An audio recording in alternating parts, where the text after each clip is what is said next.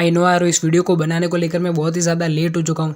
अब इस वीडियो को मेरे प्रीवियस 2 वीडियोस जितनी रीच मिलेगी या नहीं ये तो मैं नहीं जानता, लेकिन फिर भी यार इस 12th फेल मूवी को फिर से देखने के बाद हाँ मैंने इसको फिर से देखा 2 बार। वैसे तो इस 12th फेल मूवी को मैंने इसके रिलीज़ के टाइम पर ही देख लिया था, लेकिन मैं तब इस पर वीडियो नहीं बना पाया था क्योंकि मेरी खुद की एग्जाम चल रही थी, 12th की नहीं कॉलेज की। अब मैं जान रहा हूँ कि यहाँ पर मैं अपना पर्सनल बायोडाटा देने नहीं आया हूँ और मुझे ऐसा लगता भी नहीं है कि आपको खास उसमें कोई इंटरेस्ट होगा। तो चलो फिर पॉइंट पे आते हैं। तो पॉइंट की बात यह है कि देखो यारो, मुझे ऐसा लगा था कि 12th फेल मूवी एक ड्रामा मूवी है, ये कोई बड़ी एक्शन मूवी या फिर किसी यूनिवर्स का तो पार्ट है नहीं कि हमें इसमें कोई बड़ी बड़ी हिडन डिटेल्स देखने को मिले।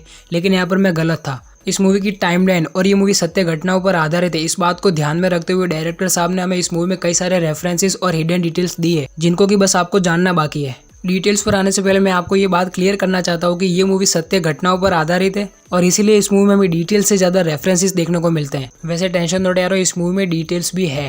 आईपीएस बन गया ना तो पहला लेटर जो साइन करूंगा तेरी सस्पेंशन का होगा, ये बात याद रखना। तो मूवी स्टार्ट होती है और मूवी के क्रेडिट्स में हमें दिखाया जाता है कि इस फिल्म के निर्माण के दौरान किसी भी जानवर को नुकसान नहीं पहुंचाया गया है।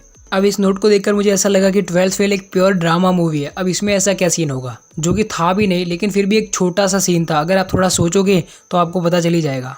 मूवी में एक सीन आता है जहाँ पर कि मनोज की दादी के कहने पर मनोज का भाई एक गन निकालता है और उसी सेम सीन में हम गायों को भी नोटिस कर सकते हैं।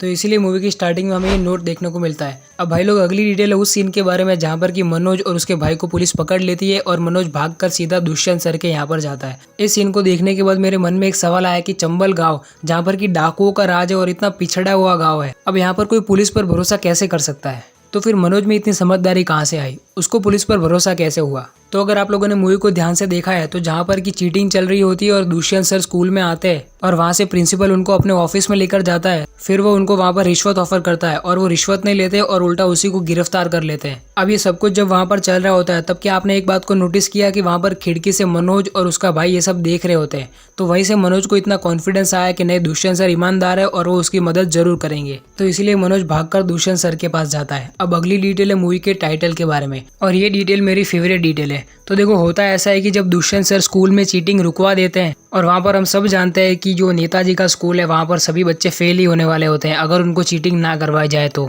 अब यहाँ पर मूवी का टाइटल तभी शो होता है जब दुष्यंत सर की गाड़ी स्कूल से चली जाती है और हमें सभी बच्चों को दिखाया जाता है और वहाँ पर लिखा हुआ आता है 12th फेल। अब चीटिंग रुक गई है तो ये सारे बच्चे फेल ही हो गए ना। मूवी की टाइटल को प्रेजेंट करने के लिए भी इतना इंटरेस्टिंग वे भाई लोग, इसलिए तो बोला मेरी फेवरेट डिटेल है ये। मज़ा आया। अब एक बार राहुल जी और बोल रहे तो और मज़ा आ जाएगा। मज़ा आया। आ गया मज़ा। नेक्स्ट डिटेल, जब हमें स्कूल में एग्जाम वाला सीन दिखाया जाता है तब वहाँ पर ब्लैक बोर्ड पर आप नोटिस कर सकते हो कि वहाँ पर लिखा हुआ है वार्षिक परीक्षा 1997। वो हिंदी में लिखा है, आप इंग्लिश मीडियम वालों को समझ में नहीं आएगा, वो हम ही समझ सकते हैं। और हाँ, आप बड़े लोगों को ये भी बता देता हूँ, वार्षिक परीक्षा का मीनिंग होता है फाइनल एग्जाम। मुझे क्यों तोड़ा? और जैसा कि हमें मूवी में बताया गया है कि मूवी की स्टोरी लाइन उस टाइम में चल रही थी 1997 में, तो ये वाला टाइम रेफरेंस अपन को पसंद आया। नेक्स्ट, ब्लैक बोर्ड पर हमें सिर्फ ईयर दिखाया, मंथ नहीं दिखाया। अब मंथ जानना है तो हमें जाना पड़ेगा उस वाले सीन पर जहाँ पर कि फिर से दुष्यंत सर आते हैं और वहाँ पर वो उनको प्रिंसिपल लेकर जाता है ना अपने रूम में, सॉरी अपने केबिन में, चलो प्रिंसिपल ऑफिस रख लो आप यार। तो वहाँ पर प्रिंसिपल ऑफिस में अगर आप गौर से देखोगे उस दीवार पर तो वहाँ पर हमें कैलेंडर नजर आता है जहाँ पर कि लिखा हुआ है मार्च। अब अगर आपको मैं ये डिटेल नहीं बताया होता ना तो भी सारी स्टूडेंट प्रजाति को पता है कि ये साले बोर्ड्स मार्च में ही आते हैं और हमारे स्कूल में ये विधायक जी की बनी बनाई व्यवस्था नहीं है, काश होती। खैर छोड़ो, नेक्स्ट डिटेल। यहाँ पर हमें ये जो सीन दिखाया जाता है जहाँ पर कि हमें मूवी का टाइटल कार्ड देखने को मिलता है और सारे बच्चे खड़े हैं, वहाँ पर अगर आप थोड़ा ऊपर नोटिस करोगे तो वहाँ पर आप मनोज के स्कूल का नाम भी देख पाओगे, जो कि है लोक सहायक संस्था जनसागर इंटर कॉलेज मुरैना। पहले के टाइम में यानी कि तकरीबन सन 2000 से पहले सब लोग 10वीं की एग्जाम को कॉलेज के बराबर ही मानते थे और उस टाइम पर 10वीं के स्कूलों के नाम भी कुछ इस प्रकार ही होते थे। भाई 10वीं के बाद नौकरियां मिल जाती थी लोगों को और ऐसा ही फंडा कुछ अपने मनोज का भी था चपरासी बनने का, जैसा कि आपने मूवी में देखा ही होगा। नेक्स्ट डिटेल, इस सीन में जब दुष्यंत सर क्लास में एंटर हो रहे होते हैं चीटिंग रुकवाने के लिए, तब वहाँ पर उनके पीछे एक कांस्टेबल आ रहा होता है जिसके हाथ में कि आप कैमरा नोटिस कर सकते हो और वहाँ पर प्रिंसिपल ऑफिस में भी वो कांस्टेबल साथ में जाता हो और वहाँ पर भी उसके हाथ में आप कैमरा नोटिस कर सकते हो। अब ये कैमरा सिर्फ मैंने और आपने नोटिस नहीं किया, प्रिंसिपल सर ने भी नोटिस किया था, इसलिए तो वो रिश्वत मिठाई के बॉक्स में देते हैं ना। और प्रिंसिपल सर को गिरफ्तार करने के बाद दुष्यंत सर के हाथों में आप उसी मिठाई के बॉक्स को नोटिस कर सकते हो जब वो स्कूल से जा रहे होते हैं। अगली डिटेल, तो भाई साहब जैसा कि हमें मूवी में बताया गया है कि विधायक जी का जो स्कूल है उसके सारे बच्चे नफट हैं। वो सारे चीटिंग करते हैं। और लिटरली जब एग्जाम चल रही होती है तब आप सारे के सारे बच्चों के डेस्क पर आप चीट्स को नोटिस कर सकते हो। मतलब कि भाई ये 1 2 3 सभी के सभी। वैसे वो नफट वर्ड गुजराती वर्ड है, ठीक है। कमेंट करने जा रहे थे ना, है ना? नहीं। Okay, next detail. ये वाली डिटेल है अपने जमी जमाई व्यवस्था वाले विधायक जी के बारे में। आपने मूवी में विधायक जी को कितनी बार देखा है? एक बार मूवी की एंडिंग में, जहाँ पर कि वो मनोज का दोस्त शूटिंग कर रहा होता है। लेकिन अगर आपको हम सबके प्रिय विधायक जी को मूवी की एंडिंग से पहले देखना होगा तो आपको जाना पड़ेगा उस वाले सीन पर जहाँ पर कि वो उनकी जमी जमाई व्यवस्था वाली हाईटेक बस हमें देखने को मिलती है ना, उस पर उनका फोटो लगा हुआ होता है। शाबाश बेटा, बहुत बढ़िया मुन्ना। अरे थैंक यू। चलो फिर आगे बढ़ते हैं। नेक्स्ट डिटेल है नंबर प्लेट्स के बारे में। तो देखो मूवी में हमें जितनी भी कार्स दिखाई गई है उन पर एकदम परफेक्ट नंबर प्लेट का यूज किया है डायरेक्टर सर ने। मूवी में हमें जो दुष्यंत सर की कार दिखाई गई यानी कि वो पुलिस जीप, उस पर भी हमें एमपी वाली नंबर प्लेट देखने को मिलती है। और आप तो जानते ही होंगे कि चंबल गाँव मध्य प्रदेश यानी कि एमपी में ही है। और अपने विधायक जी को कैसे भूल सकते हैं, उनकी बनी बनाई व्यवस्था की हाईटेक बस पर भी हमें एमपी वाली नंबर प्लेट ही देखने को मिलती है। नेक्स्ट डिटेल, ये वाली डिटेल है उस वाले सीन की जहाँ पर कि मनोज अपने गांव से ग्वालियर पढ़ाई करने के लिए जा रहा होता है, डीएसपी बनने के लिए जा रहा होता है। तब वहाँ पर उसकी फैमिली उसको बस में छोड़ने जाती है। वहाँ पर उसका भाई उसको एक किताब भी देता है। अब तुरंत उस सीन में तो हमें ये नहीं दिखाया गया कि वो किताब कौन सी है, या फिर ये बताया भी नहीं गया कि वो किताब कौन सी है। लेकिन अगर आप थोड़ा आगे जाओगे तो जब मनोज उस कैंटीन में खाना खा रहा होता है उस सीन में हमें ये किताब का नाम दिख जाता है, जो कि है पीसीएस, जिसकी की तैयारी करने के लिए मनोज ग्वालियर आया होता है, ठीक है।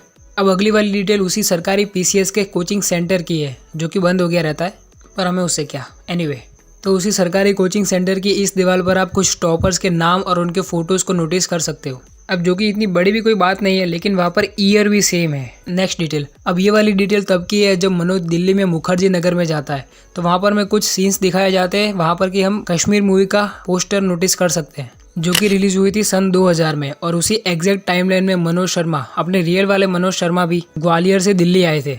और फिर सन 2000 के एग्जैक्ट 4 साल बाद यानी कि 2005 में वो आईपीएस बन गए। अब अगर आप सोशल मीडिया पर बहुत ज़्यादा ही एक्टिव रहते हो यानी कि इंस्टाग्राम यूज़ करते हो तो ये वाली डिटेल तो अब तक आपको पता चली गई होगी कि मूवी में ओरिजिनल मनोज शर्मा और उनकी पत्नी श्रद्धा जी का कैमियो है। वो थोड़ा ब्लर वाला कैमियो था लेकिन अच्छा है। लेकिन उसी वाले सीन में जहाँ पर कि वो कॉफ़ी शॉप में ट्रूथ और डेयर खेल रहे होते हैं और फिर मनोज शर्मा श्रद्धा जी को कहते हैं कि एक गाना सुनाओ, और वो गाना गाती भी है अच्छा। अब इसी को लेकर ये वाली डिटेल है।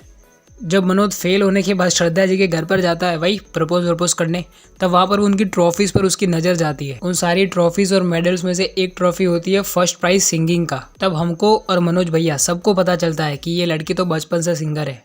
अच्छा, अब ये आखिरी डिटेल है। अब ये वाली डिटेल है तब जब अपने मनोज भैया मनोज सर बन जाते हैं यानी कि आईपीएस बन जाते हैं। तो वो आईपीएस बनने के 1 साल बाद दुष्यंत सर को अपनी शादी का पहला इनविटेशन देने उनके पुलिस स्टेशन में जाते हैं। तो उनके पुलिस स्टेशन के बाहर आप उनके पुलिस स्टेशन का नाम नोटिस कर सकते हो जो कि है पुलिस थाना मंदसौर। तो जैसा कि उनका चंबल से ट्रांसफ़र हो गया था तो अब उनकी आखिरी लोकेशन यानी कि इतने सारे ट्रांसफ़र होने के बाद उनकी आखिरी लोकेशन है मंदसौर। और फिर जब मनोज शर्मा और अंदर जाते हैं पुलिस स्टेशन के तब वहाँ पर उनके यानी कि दुष्यंत सर के केबिन के बाहर हम उनका नाम दुष्यंत सिंह नोटिस कर सकते हैं और उसके नीचे डीएसपी का फुल फॉर्म लिखा हुआ है, वो भी हिंदी में।